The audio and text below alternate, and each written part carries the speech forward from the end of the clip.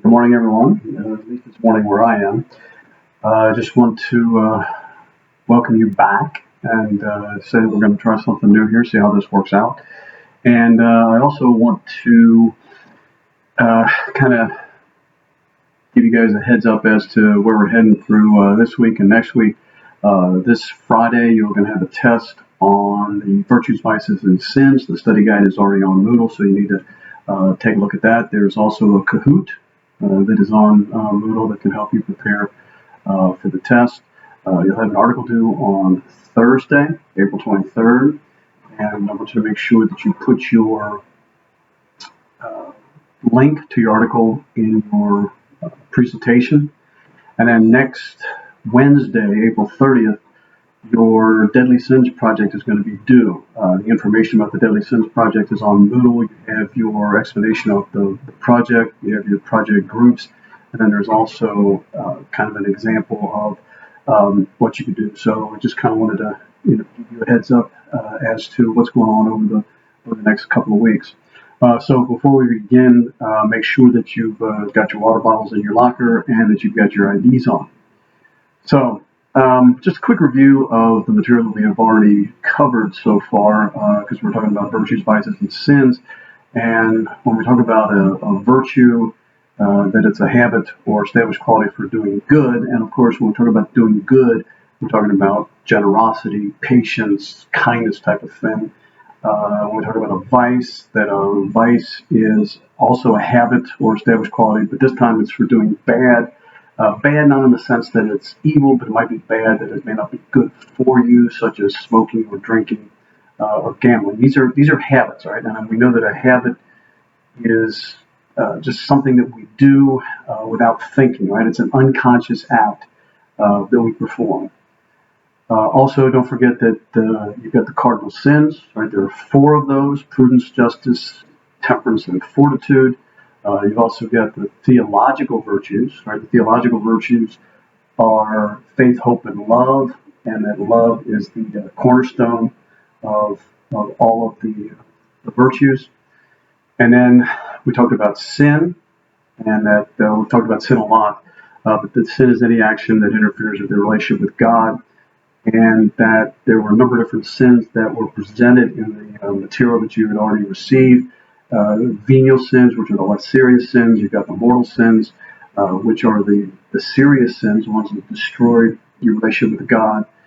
And that you have the 3 conditions that are necessary to commit a mortal sin. And make sure that you know those. Know that you also need to know that the sin of Adam and Eve was original sin. And basically it's called original sin because it's the first sin, and it's the sin which we're all born with. And that's also the human tendency for us to do bad, to do evil. But the sin that they committed was disobedience, right? They disobeyed God. God told them not to eat of the tree, and they went ahead and did so. Anyway, excuse me. We've got sins of omission.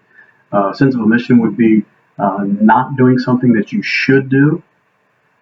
And then you've got sins of commission, and obviously that's something that you do. You do it purposely, right, with the whole intention of trying to harm someone. Also, the capital sins, or also known as the deadly sins, and their opposing virtues. And I guess one of the best ways to remember the capital sins is by using the 2 words pale gas. All right, pale gas would help you identify the 7 deadly sins, and that would be pride, avarice, lust, envy, gluttony, anger, and sloth. And you need to make sure that you know the opposing virtues to those 7. All right, so moving on to new material. We're going to start with what is known as the basic moral principles. All right, we're talking about, if you look at the screen, you can see the outline for the basic moral principles. And let me give you some information with regard to those. Obviously, as you can see on the screen, it says that the basic moral principles are these fundamental statements. These are basic statements about good and evil. And the fact that the reason why they're called basic or fundamental is that these are things that everybody can figure out, right? They can accept this. We all know what they are, and that they are so common that they're considered basic, right? Obviously. All right. So the first basic moral principle is to do good and to avoid evil.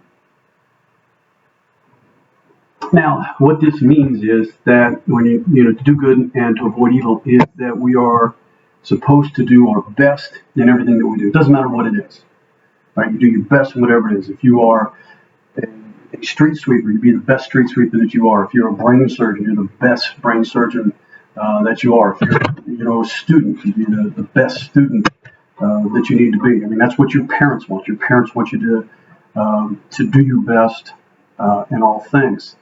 One of the other elements under doing good and avoiding evil is that we should always avoid situations that could lead us to sin. Right? Whether it's hanging out with certain people, right? We all know those kinds of people that we should not hang out with, because it seems like whenever we're hanging out with those people, we always get ourselves in trouble.